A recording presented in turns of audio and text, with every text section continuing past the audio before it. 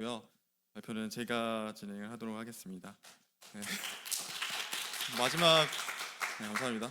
마지막 발표인데 제가 준비하면서 들었던 생각은 먼저는 어, 좀 어렵다 이 생각이 많이 들었어요. 왜냐하면 지금 전초도 발표를 했다시피 아직 이루어지지 않은 일에 대해서 우리가 앞으로 기대해야 될 일에 대해서 저희가 읽고 그것을 생각한 거를 다시 발표로 정리를 한 거기 때문에 조금 어떻게 보면 좀 지루할 수도 있는데 레위기나 신명기 내용을 좀 읽는 것 같은데 이런 느낌이 좀 들 수 있어요. 하지만은 이 가운데서 하나님께서 역사하시는 하나님께서 계획하시는 것이 무엇인지 한번 바라볼 때 나름 좀 흥미로울 수 있거든요. 그래서 지금 좀 지루한 느낌이 들더라도 잘 들어주시면 좋을 것 같습니다. 먼저는 저는 제목을 일단 새로운 하나님의 나라라고 지었어요. 맨 마지막 부분을 읽다 보면은 이제 하나님께서 이러 하시고 저러 하시고 하나님께서 거기서 함께 하실 것이다 라면서 마무리 짓거든요. 그렇기 때문에 하나님의 그 새로운 나라를 완성하는 장의 내용이 되겠습니다. 그래서 저희는 새로운 하나님의 나라라고 제목을 적어봤습니다. 간단하게 한번 살펴보겠습니다. 지금부터 나오는 내용들은 저희가 먼저 읽어오셨다는 것을 전제하에 제가 준비를 했기 때문에 읽지 않으셨으면 좀 헷갈릴 수 있어요. 조금 왜 저런 얘기를 할지. 근데 이 부분에 대해서는 제가 간단하게 설명을 해드리고 넘어가도록 하겠습니다. 하나님의 새로운 나라. 첫 번째 나오는 내용은 45장부터 나오게 됩니다. 제사에 대해서 하나님께서 언급을 하시거든요. 근데 이 제사는 우리가 생각하는 이스라엘의 그 제사로만 봐서는 안 됩니다. 제사의 의미를 아시죠? 여기 나와 있는 것처럼 예배입니다. 예배. 우리가 예배 드리는 것, 그 다른 말로 제사 드린다고 합니다. 그 대상에 대해서 엎드리고 경배하는 것, 그것 때문에 제사, 곧 예배라고 합니다. 이 제사를 통해서 하나님께서 하시고자 하시는 말씀이 있어요. 내용을 읽어보면은 이 가운데서 번제, 소제, 감사제, 속죄제, 속건제 이거에 대해서 전부 다 언급을 하시거든요. 이거는 구약에서도 동일하게 언급이 됐던 제사의 방법이었습니다. 근데 이것도 회복된 천년 왕국에서 하나님께서는 동일하게 드릴 것을 얘기를 하고 있어요. 근데 이거는 다르죠? 어떻게 다르냐? 구약에서는 번제와 소제와 감사제, 속죄제 이거의 각각의 의미가 하나님과의 화목, 하나님과의 무엇, 나의 죄를 어떻게 하는 것 이렇게였는데 여기서 이제 드러나는 제사의 의미들은 다 그리스도와 한결같이 연결이 되어 있습니다. 그래서 이것을 하나님의 나라에서 똑같이 행할 것을 하나님께서 언급을 하셨습니다. 그 다음은 절기가 같이 언급이 돼요. 제사와 절기를 찾아보면서 제가 여러 가지 자료들을 찾아봤거든요. 근데 제일 잘 정리되어 있는 자료가 있었어요. 그게 어떤 자료였냐면 재작년에 제가 오기 전에 했던 것 같아요. 형제 자매님들이 발표하셨더라고요. 그 내용을 쭉쭉 찾아봤습니다. 거기 누가 절기별로 어떤 파트를 나눠서 했는지도 다 나와 있더라고요. 그래서 이 형제님이 이렇게 발표했구나, 저 형제님이 이렇게 발표했구나 한번 확인할 수 있었는데, 그래서 저는 여기서 사실 절기에 대해서 진짜 하나도 몰랐거든요. 왜냐하면 너무 지루하니까 저도 제대로 입력할 시간이 없어요. 근데 이번 기회에 잘 알게 하시더라고요. 일단은 이스라엘의 큰 7대 절기를 살펴보시면 여기 나와 있는 것과 같습니다. 유월절, 무교절, 초실절 이게 상반기에 있고요. 그리고 오순절이 가운데 있습니다. 다음 나팔절, 대속절, 장마기, 대속절, 장막절 이렇게 가지고 후반기에 있는 절기 해가지고 33 가운데 1 해가지고 7가지의 절기가 있습니다. 이걸 좀 더 간추려서 보면은 3대 절기로 볼 수 있습니다. 먼저 유월절, 가운데 있는 오순절, 장막절 이렇게 해서 3개로 볼 수 있는데, 여기 에스겔서에 나와 있는 절기에는 정확히 하나님이 언급하시는 게 2가지 절기가 있어요. 뭐냐면 유월절과 장막절입니다. 여기 나와 있는 말씀을 보시면은 45장에 유월절이 언급이 되어 있죠. 그리고 45장 동일하게 그 다다음 절 가면은 장막절이 언급되어 있습니다. 그럼 하나님께서 이것을 왜 언급을 했는지 생각을 해볼 필요가 있죠. 그래서 저도 의문이 생겨서 좀 더 찾아봤습니다. 먼저 유월절의 본래의 의미를 알아야겠죠. 아마 이거는 형제 자매님도 잘 아실 거라고 생각이 됩니다. 유월절은 이스라엘에게 있어서 먼저 이스라엘에게 있어서 애굽으로부터 구원을 받은 절기죠. 출애굽기 내용을 보면은 유월절을 지켜서 행하라고 하나님께서 명령하십니다. 그리고 애굽의 재앙, 10번째 재앙에서 장자들이 죽는 그 재앙에서 어린 양의 피를 문설주와 문지방에 바름으로써 그 재앙을 피할 수 있었어요. 이스라엘은 이 절기를 지키면서 하나님이 누군지 기억을 하고 내가 어떤 하나님의 백성인지 스스로를 확인할 수 있는 절기가 되었습니다. 그리고 그리스도가 오신 이후에는 어떤 의미로 바뀌었는지 확인할 수 있습니다. 죄로부터 구원하는 것, 그 죄를 누가 구원했냐? 그리스도 예수께서 구원했다는 것, 그리고 그 예수 그리스도를 기억하는 날, 그리고 거듭난 자녀들은 본인이 그 그리스도의 피로 인해서 하나님의 백성임을 다시 한 번 더 상기할 수 있는 날이 되었습니다. 결국 유월절은 그리스도를 의미하는 단계로 왔어요. 이번에 장막절 한번 보겠습니다. 장막절은 이스라엘 백성에게 있어서 광야 생활에 함께 하신 것을 기억하는 절기입니다. 45년 동안 광야 생활을 했죠. 그때 하나님께서 어떻게 하셨나요? 불기둥과 구름기둥으로 옮겨 다니시면서 함께 하셨죠. 성막에 계시면서 성막을 지으면 그곳에서 지성소에서 함께 하셨죠. 이스라엘은 그래서 자신의 주인인 하나님을 기억하는 절기였어요. 장막절은. 그리고 하나의 농사를 마치고 은혜에 감사하는 절기이기도 했습니다. 그리스도가 오신 이후 장막절의 의미는 어떻게 해석이 되느냐? 먼저 생명의 근원인 예수 그리스도를 기억할 수 있는 절기가 되었습니다. 이것은 요한복음에서 예수님이 이 땅에 오셔서 얘기하는 거하고 관련이 있는데요. 요한복음 7장에 보시면은 성전에 오셔가지고 그 성경학자들하고 대화를 나누세요.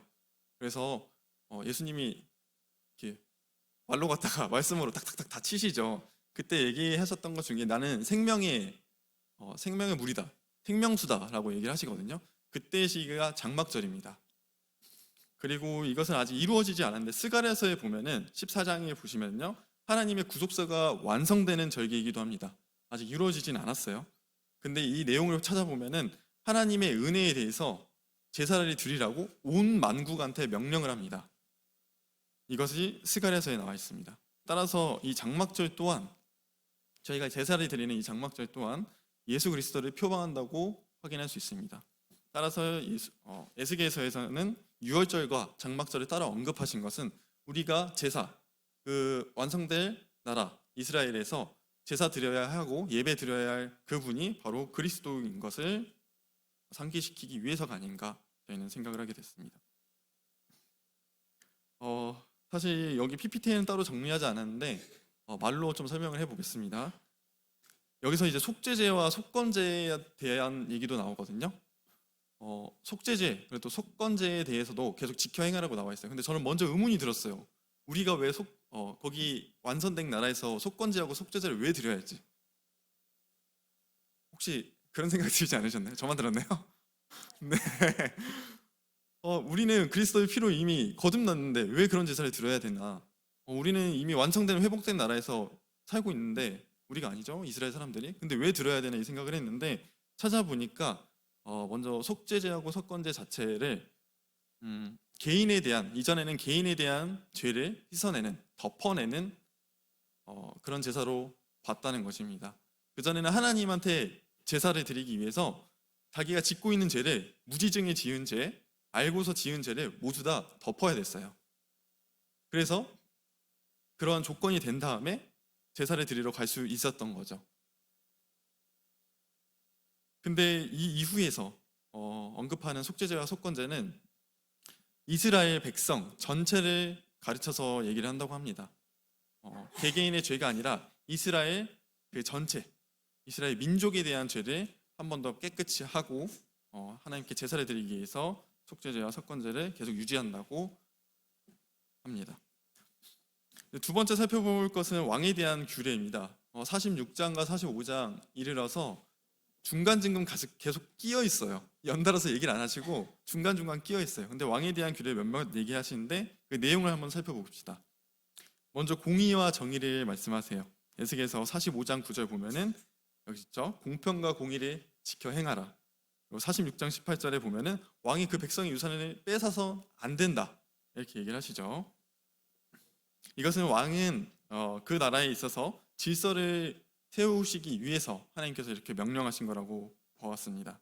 그래서 그 왕은 그 왕의 권세가 본인한테 있지 않고 하나님으로부터 받은 것이기 때문에 이것을 하나님 말씀하신 대로 공평과 공의를 행해야 된다고 하나님께서 말씀하셨다고 써 있습니다.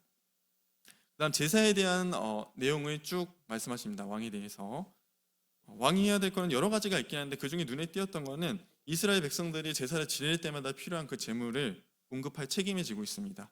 그리고 제사를 드릴 때마다 그 왕이 어느 방향으로 가야 하는지 어느 위치에 서 있는지도 하나님께서 구체적으로 명시하고 계십니다. 그 다음은 희년입니다. 희년 구약에서 많이 나와서 알고 계실 거라고 생각합니다. 50년마다 한 번씩 본래의 주인으로 돌아가는 거예요. 제가 건호 형제님한테 땅을 팔았어요. 500만 원을 팔았습니다. 근데 50년 지나면은 그 계약 기간이 어떻든 간에 다시 돌려줘야 돼요. 물론 그걸 생각을 하고 이스라엘 사람들은 계약을 하겠죠. 그래서 원래 주인으로 돌아간다는 것입니다. 이거는 뒤에 나오는 하나님의 기업을 받는 것하고도 굉장히 중요한 연관이 있어요. 왜냐? 원래의 주인이 누구인 것을 상기시키기 위함입니다. 원래 주인이 건호일까요? 건호 형제님? 아니요, 하나님입니다. 하나님이 명령하셨으니까. 하나님이 준 땅이고 하나님이 준 기업이기 때문입니다. 자, 이렇게 왕에 대한 이야기를 하나님께서 하시는데 계속 그 왕이 누굴까요? 예수님인가요? 네. 저는 여기서 의문이 들었어요. 한번 들어보시기 바랍니다. 왕을 누구인지 추측을 하는 데 있어서 한 3가지 정도로 볼 수가 있더라고요. 근데 다 타당하다 이렇게 생각을 할 수는 없어요. 먼저 다윗 왕으로 볼 수 있는 겁니다. 에스겔서 34장 후반절에 보면은 내 종 다윗은 그들 중에 왕이 되리라. 이것을 문자 그대로 본 거예요. 내 종 다윗? 오케이, 다윗이구나. 네. 두 번째로 보는 거는 한 이스라엘의 통치자, 치리자로 보는 것입니다. 저는 이 생각이 사실 가장 먼저 들었거든요. 왜냐하면은 왕한테 아까 전에 공평과 정의를 지키라고 얘기하셨죠, 하나님께서. 두 번째 또 뭐라고 얘기하셨죠? 제사 지내는 거에 있어서 어떤 규례와 하나님 명령하신 거에 따라서 제사를 지내라고 명령하셨죠. 그 다음에 이 45장 읽어보면은 그 자식들한테 기업을 나눠주라고 나와 있어요. 이것은 희년과 관련된 내용인데 자식들한테 나눠주래요. 자, 예수님 속성과 지금 3가지 얘기한 게 부합한가요? 잘 모르시겠죠? 예수님 공평과 정의를 안 지켜갖고 하나님께서 이렇게 말씀하시나? 자식이 있어갖고 기업을 물려주시려고 하나? 이 생각이 들어서 저는 통치자일까 아닐까 이렇게 생각을 했습니다. 근데 저도 이거가 맞다라고 정확히 결론 내리지 못했어요. 세 번째는 예수 그리스도로 바라보는 것입니다. 에스겔에서 그 전에 발표하셨던 장들을 보면은 다윗의 왕 후손 이렇게 말씀하시기도 하고 메시아가 예수 그리스도다 이렇게 니시라는 원어를 통해서 동일하게 얘기를 하세요. 거기서 나오는 왕이라는 원어가 니시라는 단어를 통해서 동일하게 얘기가 됩니다. 그렇기 때문에 예수 그리스도가 맞다. 왜냐하면 그 전장부터 계속 예수 그리스도가 메시아임을 예표하고 있었기 때문에 이렇게 해서 그리스도로 보는 시각도 있을 거라고 생각합니다. 이거에 대해서는 제가 결론을 딱 내서 얘기를 드릴 수가 없을 것 같아요. 왜냐하면 저도 의문인 상태에서 마무리 지었거든요. 그래서 여러분들도 한번 이거에 대해서 깊이 한번 생각해 보면 어떨까 이런 생각이 들어서 이렇게 준비를 했습니다. 세 번째는 이제 땅의 회복입니다. 47장, 48장 넘어가게 되면요. 그래서 이제 하나님께서 땅을 이스라엘 백성들에게 지파별로 딱딱딱딱 이렇게 나눠서 주거든요. 이것에 대해서 한번 확인을 해보도록 하겠습니다. 먼저 하나님께서 그 땅을, 그 기업을 약속을 하십니다. 왜냐하면은 하나님께서는 아브라함 때부터 그 땅에 대한 언급을 계속 하셨어요. 아브라함에게 창세기에서 그 땅을 약속을 하셨고요. 이삭에게, 야곱에게, 모세에게도 약속을 하셨고 여호수아 때 그 땅을 다시 분배하셨습니다.